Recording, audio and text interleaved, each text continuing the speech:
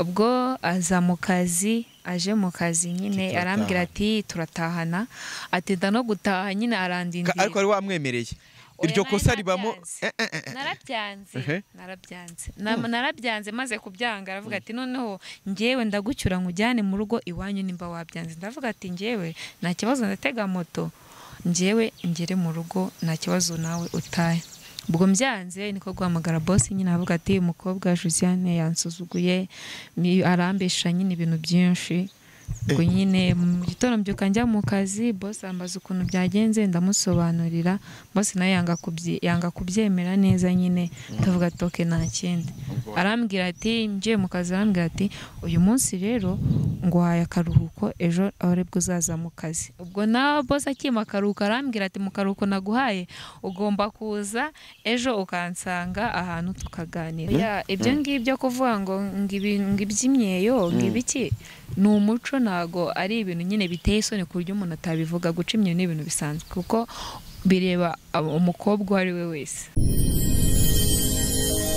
genda samuratsinze icyo ngukundiye uri umuntu mugabo urugendo rwiza kandi urugendo ruhire komeza kugubwa neza aho uri hose ukurikira ibiganiro byacu Urugendo Online TV ndagushimiye cyane we wahisemo kudukurikira no kubana natwe mu biganiro bya buri munsi Imana iguha umugisha cyane nitwa Samu Gakire muri rwa rugendo rwanjye mba nkomeje rwa buri munsi mba ndi kumwe na Jerry ari kuri kamera z'Urugendo Online TV abantu bari mu Rwanda nabasuhuje abari mu mpera zose mu mpande zose z'isi abantu bose babasha kuvuga no kumva ikinyarwanda mugubwe neza kandi nimba utameze neza ubwo Imana irabizi senga Imana wizeye ko ejo ibintu bizaba bimeze neza cyane uyu munsi ngarutse muri rwa rugendo rwanjye nje kuganira na mwene data umukobwa umurokore Yesu ashimwe Yesu nahimbaza umeze neza cyane meze neza yemvuze ngo umuntu ni umurokore rero abantu bakabona basize uturinete hejuru bakabona yasa widukura aha bahita bavuga ngo umurokore wambara uturinete oya barayambara ariko babaselemo ntago umurokore ari physical appearance ni mu mutima cyane ni mu mutima ariko aririmba no muri korali ikunzwe izwi imwe mu makorali akomeye cyane umuntu bita Aline ndamusuhuje wo muri El Shaddai yakoze hano twarakoranye ku Rugendo TV abantu baramuzi umukobwa uvugaga neza cyane aririmba muri yo korali harya muri indirimbo ivuga ngo iki mbere yuko twibwira abantu reka tubanze twumve ka karirimbo kanyu kahitinze kamo nyanja we bwoko bw'Imana bwambuke chikamo mvi nyuma Farao bwoko bw'Imana bwambuke mvi nyuma niyo yaturinze niza turinda iyo riri maso z'umugambi wayo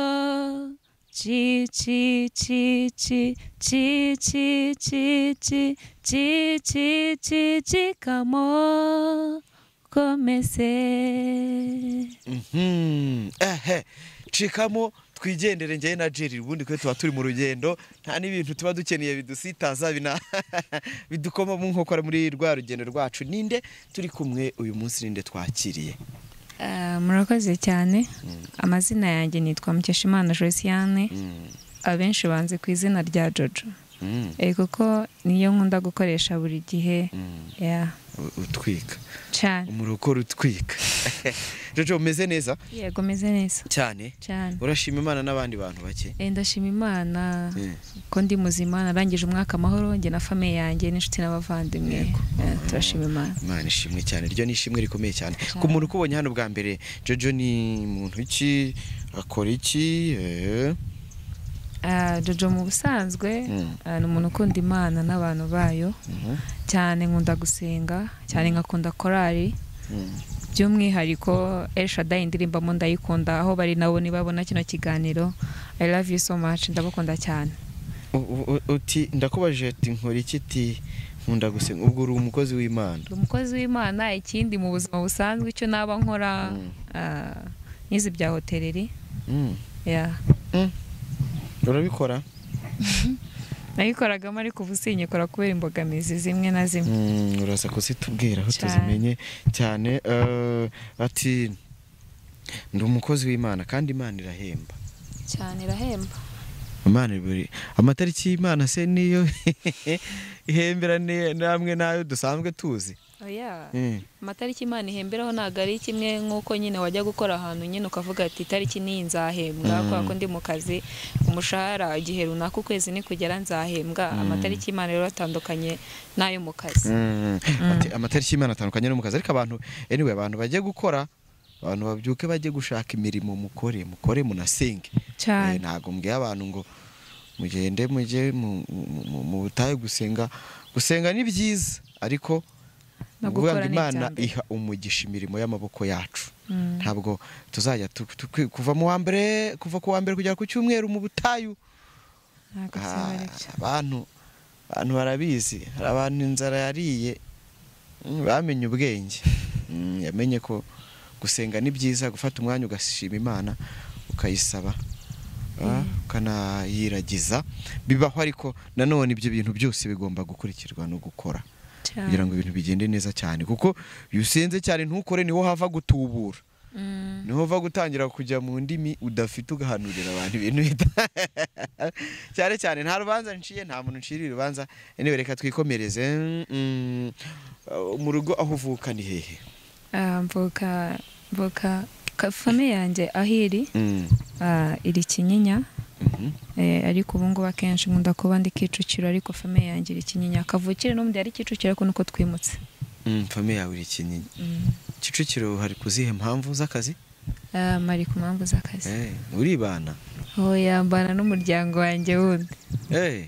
famiye ngo anarananiranye sha oya ntago ndikirara ababyeyi oya ntago mvuze kuri ikirara ababyeyi bangendaho nshaka kwikorera utudiru twanjye reka mbayobe oya ntago ari byo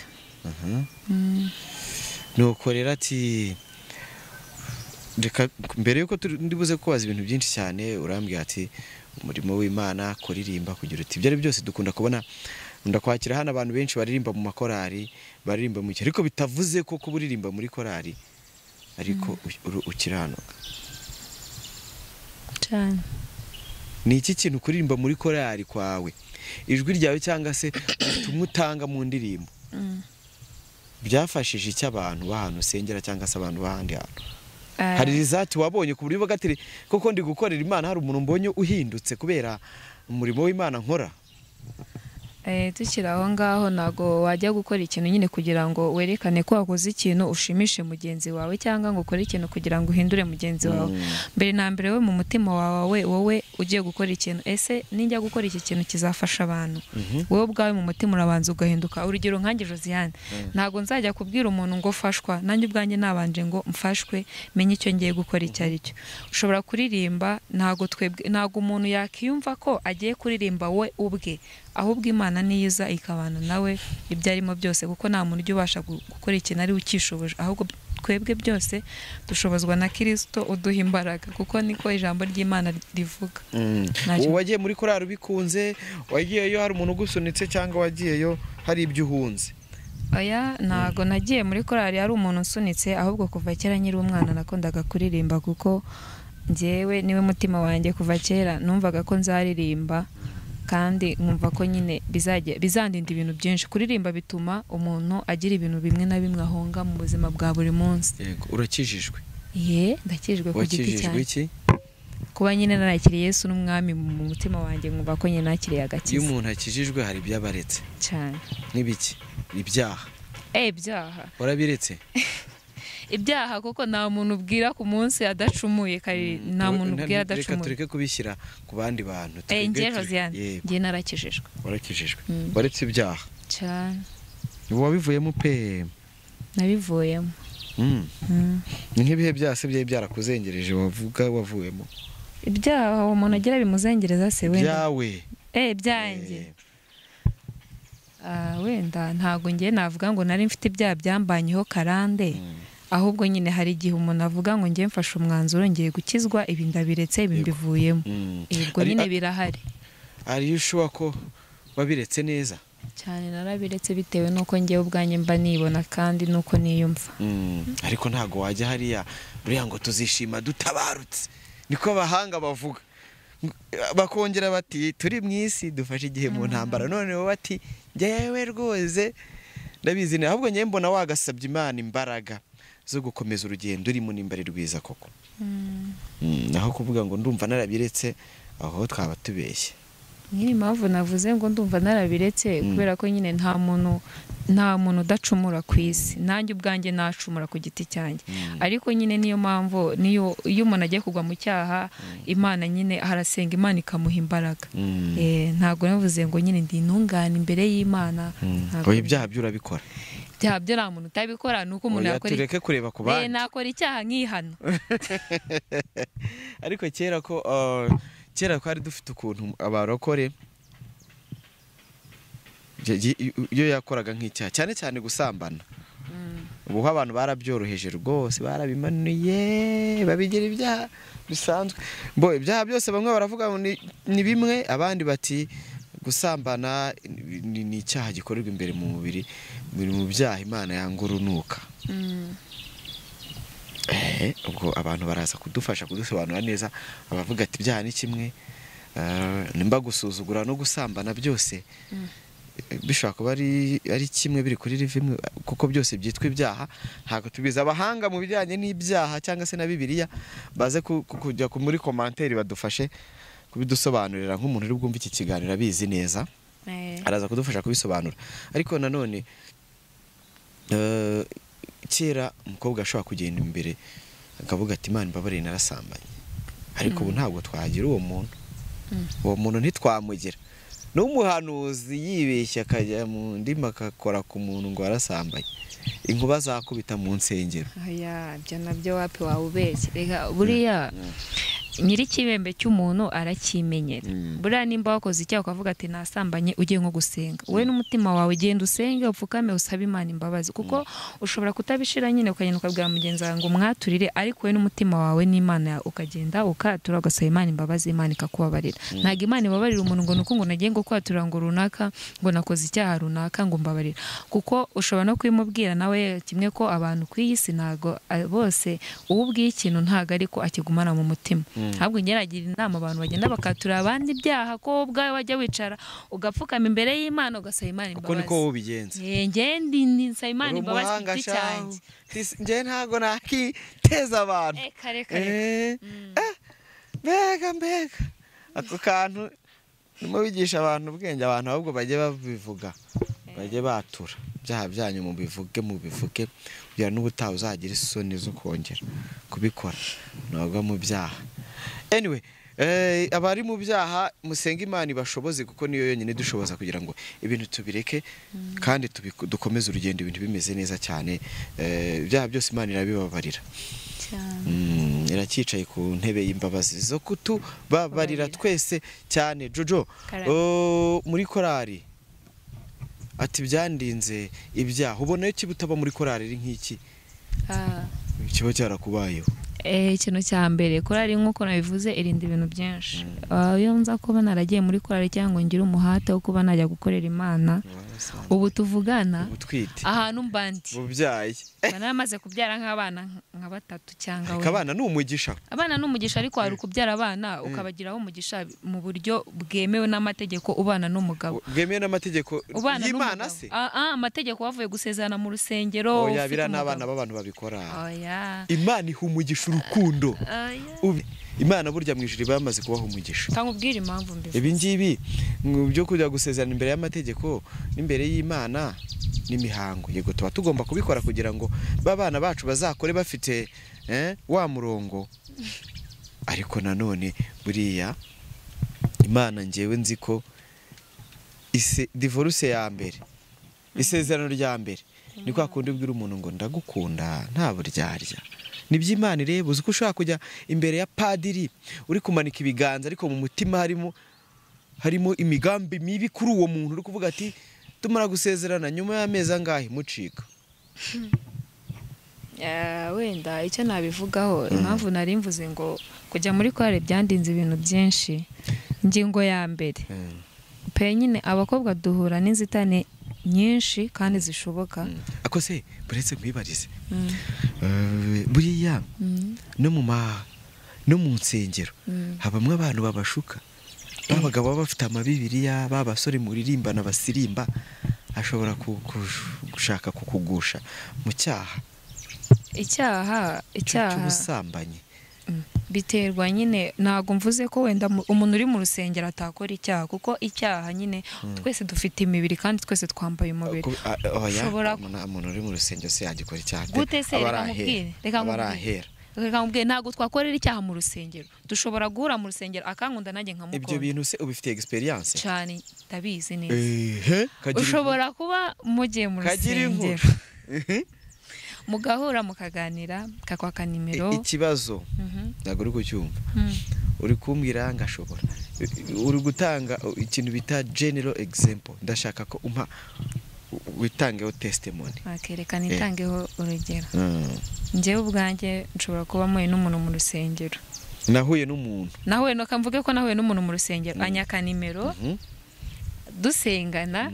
Reka njye byanambayeho kera narajya gusengera nyine aho nsengera ubu ngo mu isoko ibohora, aho ndirimbira ku Gisozi aho nasengeraga mbere. Njye byigeze kumbaho nkundana n'umuntu yari n'umucuranzi wacu, ariko nugukunda. Noneho twarakundanye, ariko reka mbwira, hari umuntu uza kubwira ati dukundane, mukabona ko nyine mujye kujya mu rukundo neza, ariko afite icyo ashaka, adashaka ngo mukundane, kumva ashaka ko mwaryamana, ibyo ngibyo bigahita birangira. Kuko urumva ko ubwo se babigutwaye icyo, ubwo urumva icyo gihe abakugushije. Aryamanye nawe se hari ibiro byawe bigabanuka? Ntago abatari ibiro bigabanuka, ariko icyo gihe ubukoze icyaha. Urumva ko abagukoresheje icyaha. Abagukoresheje icyaha cy'ubusambanyi. Wese ntubu kimukoresheje nyine, urumva ko nyirabayazana niwe. Nyirabayazana niwe uba wagiyeyo. Ubundi kuki wifata ukavuga ngo akumbwira umuntu ungana nkawe ukambwira ngo banshutse ngo mu cyaha, ngo umuntu yankoresheje icyaha? Bibaho? Arega none se kankubwira, ujye nko gusura umutipe mu rugo. Ubu uvuye mu rugo ujya he? Nyine ugiye gusura nk'umutipe se mu rugo akagufungirana, kandi umwizeye ko wenda ugiye nko kumusaba wenda urugero nk'inshuti akagufungirana. Ngiye gusura musaza wanjye tuvukana mu nda, n'abakazini ntago bakizerwa. Ntekereza abafana badukurikira, reka ntituzongere kwizera abahungu b'iyi minsi. Oya, mubizere mukundane. Imana iravuga ngo nubura ubwenge izagira ute? Izakureka. Ati nagiyeyo, ubu ugiye kumusura. Ugeze yaragufungirana? Yarafungiranye. Mwararirimbanaga muri korali se? Twararirimbanaga. Abarokore banjye Yesu ashimwe. Arya Jeri nawe uri umurokore? Aka kantu k'abarokore bwese, akandi ubwo waramwizera bakavuga ati mwene data. Nyine njye nzi ko ari umurokore nyine yatabikora, ariko yari nawe. Ariko nungurwa no kubona nyine amfungiranye, kuko urumva ko ni ikibazo gikomeye kwa wizeye umuntu. Ngambwira yaragufungiranye se akurekura amahoro cyangwa arabaza ati yarandekuye amahoro, atazabona n'iki kiganiro akagira ngo namuteje abantu. Yarandekuye amazina ye tuvuze ntabwo tuyavuga, ariko ubu ngubu nakibona iki kiganiro azabimenya nyine ko nabivuze, azamenya ko uwabivuze ibyabaye byose. Hari n'ibindi ubishye ntago wapfa kuva aho ngaho aho mahoro. Agukinguriye nkanda ariko yaranyinguriye pe, ntago namubeshyera. Ntabwo n'umwana mwiza yarakoze cyane kuba nta kintu yigeze akora. Ariko yaki gikora ubu ahubwo wasanga waratashye uvuga ngo mbega umuhungu w'imbwa. Ntabwo ari kuvuga ngo ni imbwa ahubwo. Kubanza ngo umuhungu atari muzima. Yari muzima. Ariko kuki mwanga abahungu bakubagana? Uburamutse ubonye umuntu witonda uri aho utanashoboye utanaguha n'akabizu utanagukora ubu waje niwe waje uvuga ati nta muhungu wananirwa. Wapi nta muhungu ujya unanirwa ibyo bintu, nta nubwo binabaho. Tubona mu makorari bari imbere nabo baba babizi. Baba babizi. Nese bose se bafite umubiri, bafite umubiri kandi twese tuba dufite umubiri. Ahubwo mba mbona ariko twitonda. Bande bitonda na Jeri. Twe turi ingero nziza. Muri abasore mwebwe se muri abasore. Ihene nziza nimuzatuzirikeho ihene mbi zitazatwanduza imico yanyu mibi cyane. Ati no muri korari bibamo nta hantu bitaba umuntu ahantu hose yaba ari yabugwa mu cyaha cy'ubusambanyi cyane yakigwa. utitwaje ko uri kubwiriza, utitwaje kuri iki, dore ko twagiye tubona ingero kenshi, twagiye tubona abakobwa muri korari tukavuga ngo bashukwa n'abashumba bamwe na bamwe, n'abapasiteri bamwe na bamwe, n'abavuga butumwa bamwe na bamwe. Waba ufite urugero rufatika? Kwa pasiteri kwa pasiteri nyine sibyo kubyumva hanze, njye ntago birigize nta muntu ubwiriza wari wakutereta. Ariko reka nkubwire, ikibazo cyanyu ni uko hari igihe umuntu akubwira ngo agutereta ugahita umubonamo amaso y'ubusambanyi. Yiga abantu bose batereta ntabwo ariko bose bafite urukundo. Ubundi urukundo ni iki kuri wowe? Urukundo njye numva ko urukundo kuri njyewe ikintu rusobanuye ni ukuba nakunda umuntu nawe akankunda. Ikimenyetso kugira umenye ko umuntu agukunda bigaragarira kuki? Ni ukuguha umwanya. Hari abavuga ngo nyamara ngo urukundo ukumva nk'umuntu avuze ngo nyereka ko nkunda, nk'umusore abikubwiye ngo nyereka ko nkunda, wamukorera iki? Umusore ashobora kukubwira ati nyereka ko nkunda, ariko akakubwira ati ndashaka kuko nyine unyereka ko nkunda, ukamubaza se mu buhe buryo, akakubwira ati dushobora kuba twakora sex, kandi ntabwo abantu bose bakundana. Kuba wamwereka ko umukunda ntabwo, ariko urukundo ntabwo rugaragara muri sex mwakoze, ahubwo nyine urukundo nta marangamutima y'umuntu. Ako kanya ushobora kumwereka ko umukunda, ariko sex ntuyikore ariko ukamwereka ko umukunda. Rende ugeze uririmba ngaho niho ruzingiye kamishi niho urukundo ruba ruzingiye. Kari abavuga se kariho ruzingiye nyine, ubwo niho ruba ruzingiye. Ubwo nyine ushobora, ikimenyetso cy'urukundo ku bantu badukurikiye ni iki? Ku muntu akubwiye ngo nyereka ikimenyetso cy'uko nkunda, se wakikorera amatafari n'ibiki byose ukagenda ugatura iwe basi ukamwubakira. Ese wamuha imodoka, wayo ufite amafaranga wamuha gift, wamusohokana ahantu heza. Ikihe kimenyetso cy'urukundo ko imitima y'abantu bayuzuye uburyarya? Wabwirwa n'iki koko ko icyo kimenyetso naguhaye ari icy'urukundo? Nyine ushobora wenda, ariko ngira ngo ahubwo aguteye inda akaguha umwana yaba aguhaye ikimenyetso kimenye wenda ushobora kuba ari icyo kimenyetso. Ubwo urumva ko nyine mwagiye muri cya gikorwa cyo gukora sex, ubwo urumva ko nyine wamweretse. Ubundi abazungu baravuga ngo, mu cyongereza baravuga ngo making love, gukora urukundo. Bivuze ko wowe byumvute. Yego, byumvute muroko. njyewe rero ukuntu mbyumva, umuhungu ambwiye ngo ndashaka kunyereka ko unkunda, ikintu nakora ushobora kumuha gift, kuko umuhungu ikintu cyose wamuha ako kanya, ariko se ako kanya nabwo ushobora no kumubyarira umukobwa cyangwa umuhungu. Umubyariye umwana niyo gift iri lasting yo mu gihe kinini, kuko ushobora kumuha ishati ejo bundi gacika cyangwa bakayiba rwa rwibutso. Ese ushaka kumubwira ati twamuye gift nyine akagutera iyo nda, nyuma none akazakwihakana. Erega abahungu ntabwo bakira abana beza nka erega inshuti nyanshuti ni Yesu cyane, ni Yesu. Izo mwisi ziraduhinduka cyane. Kuba rero kujya gukura n'umuntu ngo ubwo se umbeshye wegenda ugwemo, ugwemo gutari ko kandi basigaye bari. Ariko se ko muhuye ukuze ko mutareranywe, ntagenda nawe uzagenda. Inshuti ni Yesu wenyine. None se ubwo icyo gihe ugiye kandi yaguteye iyo nda, kandi wabwiye ati yaragusabye ko wamwereka ko umwana ni umugisha. Nyine ni umugisha, ndabyumva, ariko urumva ko icyo gihe bakwiciye ejo hazaza. Kuba umuntu agutenda si ikimwaro, si iki, ahubwo ni ishuri agusizemo. Ugiye kwiga, ibibazo uzaranshinga alubumu nyuma y'amezi 9, urwane nabyo, urwane n'ubuzima bw'umwana, uzaba uri kwiga cyane. Ahubwo ikibazo n'uwo batera 3, 4, 5 arebasha yicaye ku babyeyisha.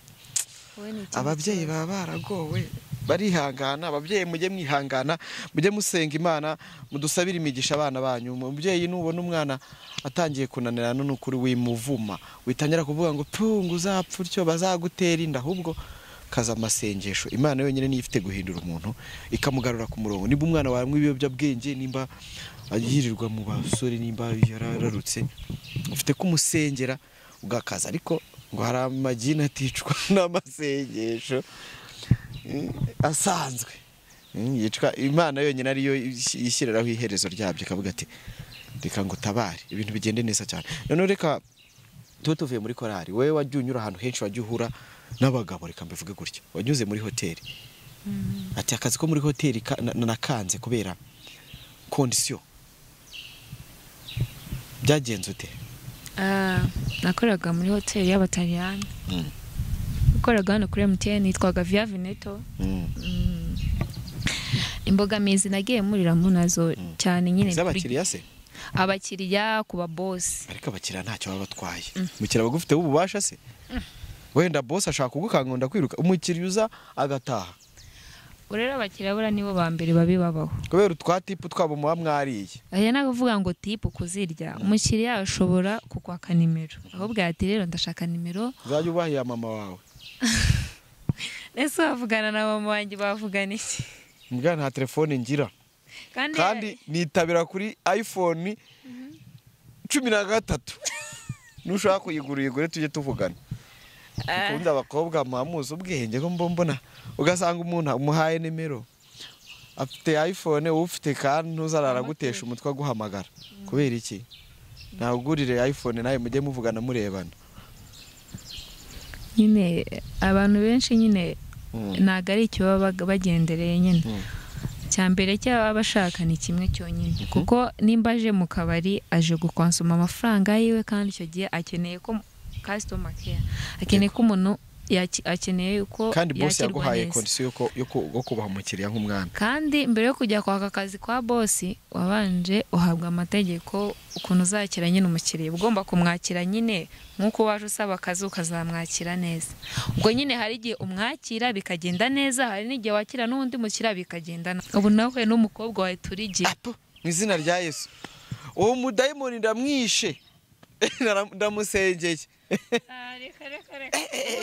Turigirira ari rwose warigira irari ry'iki irari ry'umubiri. Umubiri kureba ku mubiri wawe se hari umva ntaririmo, menya ntari muzima. Uri muzima. Numva umubiri wanjye ariko arasengeye. Mana komeza ungendeho n'ukuri ndinde abagore b'ibigoryi. Amena. Imana ikomeze ibandinde. Ati bigenda utere birangira ute? Ako kazi kawe niki cyakugonze cyane uravuga ati beta nabyihorera? Ikintu cyangonze nyine nkuko nahoraga mbivuze mu kanya, umukiriya mwigeze kuza nyine ansaba yuko namuha nimero, ndazimuha turaganira nyine nk'umukiriya, namufataga nk'umukiriya nyine bisanzwe. Ansaba ko twahura tukabonana. Ndamuga ati rero njye ntabwo njya mbona off, kubona off biragoranye kuri njyewe. Ubwo aza mu kazi, aje mu kazi nyine arambwira ati turatahana, ati nda no gutaha nyine arandindira. Ariko ari wamwemereye iryo kosa ribamo? Narabyanze maze kubyanga. Aravuga ati noneho njyewe ndagucyura nkujyane mu rugo iwanyu nimba wabyanze. Ndavuga ati njyewe nta kibazo, ndatega moto njyewe ngere mu rugo nta kibazo nawe utahe. Ubwo mbyanze niko guhamagara boss nyine avuga ati umukobwa Josiane yansuzuguye, arambesha nyine ibintu byinshi. Ubwo nyine mu gitondo mbyuka njya mu kazi, boss ambaza ukuntu byagenze, ndamusobanurira. Boss nawe yanga kubyemera neza nyine. Ndavuga ati okay nta kindi. Arambwira ati nje mu kazi, arambwira ati uyu munsi rero nguhaye akaruhuko, ejo arebwo uzaza mu kazi. Ubwo na boss akima akaruhuko arambwira ati mu karuhuko naguhaye ugomba kuza ejo ukansanga ahantu tukaganira. Ndavuga ati se ko numva ibintu birimo amayobera bundi ni ibiki? Nyine fata umwanzuro kureka akazi nuko byagenze. Bose bashakaga akazi urakarika cyane. Wemera kureka akazi guyu kigenda se? Wari kubaho? Ntiwari kubaho? Byagutwara iki? Kubaho n'ubundi nari nsanzwe ndiho, kandi ntabwo bari banonze kuba nari ngiye mu kazi kabo. Ntabwo bivuze ko n'ubundi nari nsanzwe ndi. Kwima boss uguha akazi iyo mwimyese undi muntu uraho cyane, ariko kugira ngo ugende uhereze boss ugukoresha yanagusuzugura, wagenda ugahereza n'undi mukundana ariko kamenya ko wamuhaye. ubundi umukire wamaze kurya umukozi uryamanye n'umukire umukoresha ni agaciro ako kanya aba agifite isaha cyangwa isaha iyo ari yo yose yakubwira ati rero bimeze gutya mvira mu kazi genda. Jojo noneho wenda ibyo bintu byose byagiye bikubaho haba ku church haba aho wagiye ukora ubwo hari n'ahandi henshi cyane tutavuze byaguhaye irihe somo ry'ubuzima? Isomo nge nakuyemo nafashe umwanzuro ko nta muntu uzongera gukorera. Nagize ngo nawe uzongera guha arabona hayo uzi. Okay. Ndabizi niba arizaga njye mpa ndi kubaza. Nawe nahaye. Nta amakuru mba mfite niyo mpamvu mba ndi kuyashakisha. Kunda amakuru. Ko nta muntu uzongera gukorera? Niwo mwanzuro nafashe. Ubu urikorera? Ubu ngubu ndimo ndikorera. Ukora ibiki? Ndacuruza bisanzwe. Ibijyanye n'ibikatubwira abantu. Mbona ndibuze no kubabwira service zawe utanga humura mu kanya arabafasha cyane. Reka mbere yuko tuhagera aho ngaho mbabwira ibyo abafasha, reka tubanze ibyo bintu byose tuvuze tubihe umwanzuro wabyo. Imyitwarire, ubona ubukene bw'umuntu, umukobwa kuba atabona ibyo akeneye byose, kuba famille yawe itashobora kugura smartphone, kukwambika neza, ubona bishobora guhindura ku myitwarire yawe cyangwa se n'ubundi uramutse ubibona byose n'ubundi ntibyatuma utagira imyitwarire mibi? Njyewe ntago kuba mfite ibintu cyangwa ntabyo mfite ntago byatuma ngira imyitwarire mibi, kuko nimba ngiye mfite amaboko abiri mba ngomba gushaka ikintu cyambeshaho kandi ikintu mfite na famille. Urumva ko ntago najya kubwira umuntu uti ngome njye gukora icyaha cyangwa njye gusambana kugira ngo ndemo n'iki kintu kandi mfite famille kandi nanjye mfite n'amaboko abiri yo kuba nakora ngashaka amafaranga agura buri kimwe cyose nshaka. Ariko gusambana urabyanga cyane kandi we nta mubiri ufite? Ndawufite. Nanyuze ugiye kumbwira ngo aya ni amatafari uri kubona. Mubiri ndawufite. Ubutsindisha iki?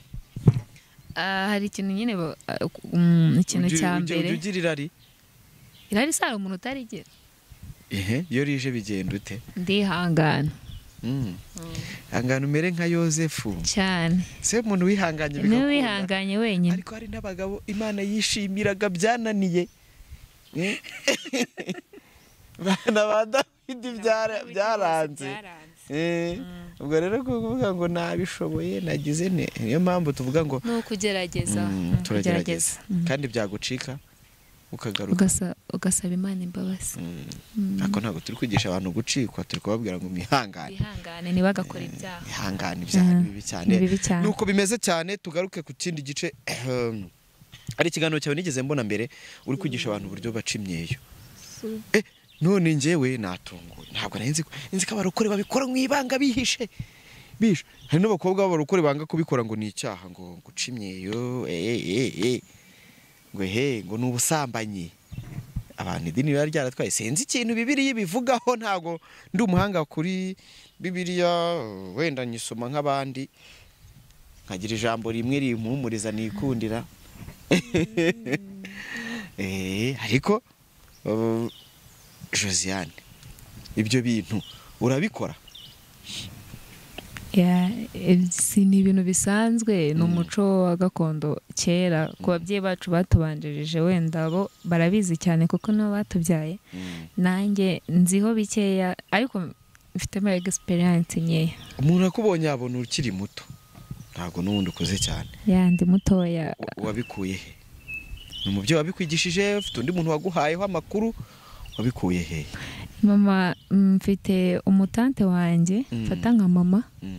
Ni wabimbwiye kera nyine nkiri mutonya. Noneho muri kwa kwirukanwa mu kazi wituvuga atariko wahita ashyira bya bintu mu bikorwa. None se ntabwo ubona nk'umuntu w'umurokore, ntabwo ubona uvuga abantu bakumva ngo kuyu ndi umuntu w'umurokore gibereye ndi kuririmba cikamo ejo nkagaruka nkavuga ngo muze cishimyeyo muze, sinzi uburyo mubivuga. Ibyo ngibyo kuvuga ngo iby'imyeyo ngibiki ni umuco, ntago ari ibintu nyine biteye isoni ku buryo umuntu atabivuga. Guca imyeyo ni ibintu bisanzwe kuko bireba umukobwa uwo ari we wese, ntabwo bireba abantu b'abagabo, bireba umukobwa uwo ari we wese. Ubwo rero sinshaka kumenya uko bikorwa kuko ntabyo ngiye kugira ubwo nimero zawe turaza kuzishyira bazabishaka bazaguhamagare. Umaze igihe kingana iki ubikora? Ndumva umwaka ugiye gushira. Ubishaka murangira umuti cyangwa mo kimwe akaza. Aha mbozeho ibibazo mbere ko mbaza ibintu byinshi. Numbaze ubu baraza ukabikora bagataha. Bishaka kugira rezilita z'uko uje kubikoresha abibona mu gihe kingana gute? Byaterwa nyine nuko umuntu yabikoze. Ukwezi kumwe? Ukwezi ntabwo kwagera, ibyumweru bitatu. Abantu babitinya se, hari abantu b'abagabo batinya kujya kwisaramuza ngo biraryana. Ibyo nabyo sinzi nimba biryana babikoresha. Hari abantu babitinya. Oya ntago biryana kuko ntago nzi ukuntu iyo abantu y'umugabo wa musirame ntago nzi ukuntu nyine ababara uburibwa bari. Birababaza. Ubwo yo dog experience. Oya njyewe navutse basiramuye nkiri uruhinja ntago nabimenye, ariko nagiye ngira inshuti zanjye jya ahantu navukiye, abantu babizi, abantu bavukira mu nce zegereye Kongo. Abantu bavukiza Rusizi za Nyamasheke hafi aho ahantu begeranye n'abakongomani ntabwo abantu twagiye tubikora turabana.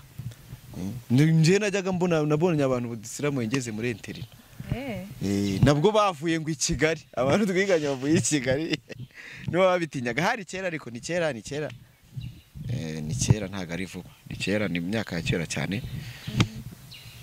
Nubwo atari ni kera cyane according y'imyaka mfite, ariko mutumva mugire ngo ni muri za 50 aje ariko nko muri 2000 bivuga ngo ni kera kuko umwana wavutse icyo gihe, hari abana bavutse icyo gihe niga b'inkumi bari muri Miss, bagiye kujya muri Miss Rwanda tubatore ingoze nk'umwana wavutse mu 2002 2001 si inkumi, ni mukuru.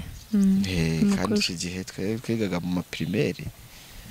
Mu primaire turabasaza twebwe twanze kuva kwizima, twanze kurekura. Washaje. Hanze kurekura ubusore.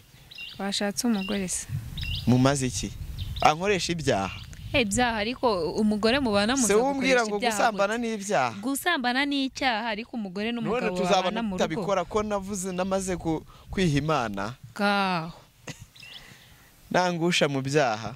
Oya ntago yakugusha mu byaha, umugore n'umugabo ntacyo babitwaye. Nzaza n'umugore, Imana imumpe mu izina rya Yesu. Imuguhe. Impe umugore mwiza ku mutima, mwiza ku mubiri, w'umukozi, unkunda. Ibyo birahagije. Izo kondisiyo ubwo ntanze kandidatire ndayitanze da. Kandi uyu mwaka wabona nkoze igikwe. Ubundi se ubwo urabura iki ko mbona washaje? Kora ubukwe. Mbura ibintu byose Imana amafaranga tugutwerere. Yanjye ndakora. Kandi ndakora. Ni kofi ufite? Nicyo kikubwi. Ntabwo mfite kofi nini ariko ndakora, ntabwo ndi umunebwe. Murashaka ko nzakora ubukwe mujye mukora contribution yo kugura amatera, reka mbanze nitegure. Hari aho njya mbibona da. Twagiye ngo umusore nta matera afite amaye. Ndavuga nk'uyu yaragiye he koko? Nyine nawe katabanza ngarindire. Usanga ngo umuteranya buzi inkweto zo kwambara.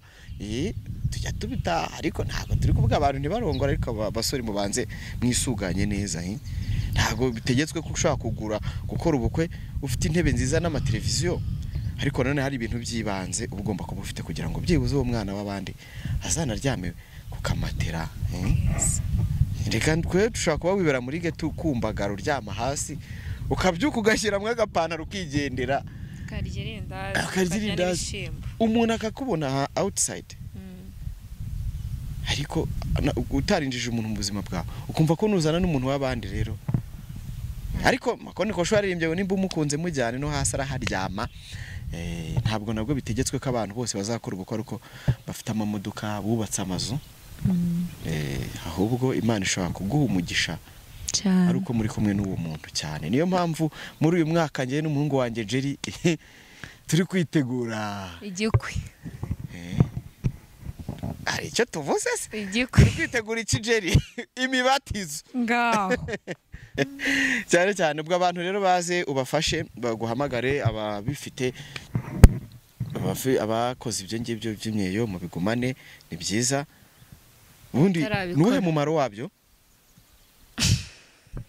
kwisiramuza baravuga ngo biba bitanga amahirwe yo kutandura indwara zimwe na zimwe ariko si yose amahirwe amwe namwe bari bavuga nka 50% wenda y'indwara ntavuze sinjye ntago ndi umu expert muri byo nsobanura mvuge ngo kwandura sida ngo warisiramuje biba biri kuri zo ariko hari amahirwe haba hari amahirwe iyo umukobwa yagiye kucimyeyo bimufasha iki ikintu bimufasha bisobanura neza kubiza ikintu reka mvuge kandi ntubeshya abantu hano turi kurebwa n'isi yose impamvu yabyo ni iyihe kubera ko impamvu wemeye kubifasha abantu nuko wabonye ko bikenewe gute bifasha iki abantu cyane cyane ku bagabo bituma umugabo yishima kubireba oya apana kubireba ayiwe sindakura ndacyari umwana we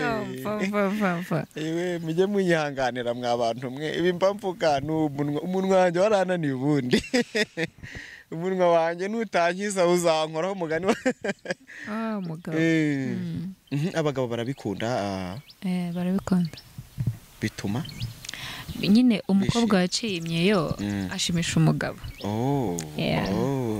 yari bari kuganira muri salo umugabo aba yishimye cyane iyo wese kayifite nyine ubwo yaba ari akarusho mujyeyo muze Jojo abafashe abandi mujye ahandi muturanye byose bibe nk'uko leta y'u Rwanda ibitubwira ngo baturanye se ni bande babikora nimba uri Nyamasheke hari uwo muturanye ubikora amusange nicyo ndi kuvuga ko ntago abantu bose nimba uri no muri Kongo uri kureba ikiganiro regera umukongomani muturanye abikora oya hari n'abantu bajyaga bamamagara bari hanze ukababwira uburyo babikora ubwo nimero yawe turayishyiraho baguhamagare ubikore bigende neza cyane nkuko natwe abagabo leta y'u Rwanda ivuga mujye kwisiramuza umugabo uri kureba ikiganiro utari wisiramuza ajye kwisiramuza umva rwose wakunyereka ugomba kujyayo tukica idini y'ibintu nk'ibyo ngibyo byose bikavaho kandi ibyo tukabikora nk'abasirimu dusenga dusenga Imana ntago kuvuga kujya kwisiramuza ari ubusambanyi ntago kujya guca imyeyo ari ubusambanyi ahubwo uvuga ngo ese kubera iki abagabo baca inyuma abagore ushaka gusanga umugabo yarisambaniye kenshi cyane akiri umusore agahura n'ababifite yagushaka agasanga ngo wanze gukora icyaha ntago ari icyaha reba uyu ni umurokore ajya imbere akaririmba azacikamo imigezi ikavamo ariko akavuga ati muze tubakorere serivisi nziza cyane kandi uzame tipu ndabizi ugiye kubona abantu benshi bagiye kuza abantu benshi barabitinye ngo biraryana ariko uyu ntago biryana mu mugane bamwita Jojo urakoze cyane kuza mu kiganiro ndagushimiye n'ubutaha n'ubundi tuzagukenera tugutumire abantu babwire nimero yawe ya telefone bashobora kukubonaho ni 078 47 33 89